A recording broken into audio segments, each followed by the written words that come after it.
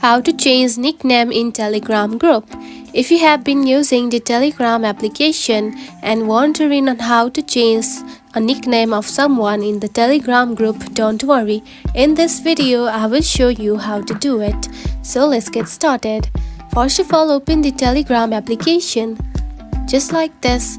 After opening it, you will find something like this on your home screen. Now to change the nickname in Telegram group, just simply go on to the group that you want to change the name of the person, just like this. Then here you can find the group name at the top. Just right here, select it. Then here you can find subscribers, just right here. Now tap on it. Then here you can find the members of this group or this channel. Then tap on to one of the members that you want to change name, just like this. Then here you can find edit, just right here. Now select it. Then here you can find their name, just right here. Simply tap on it, then remove this name.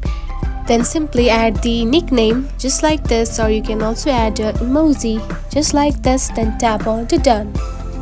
And now you can see your nickname has been changed. And that's it. This is how you can change nickname in Telegram group. If you found this video helpful, don't forget to like and subscribe for more tips. Thanks for watching.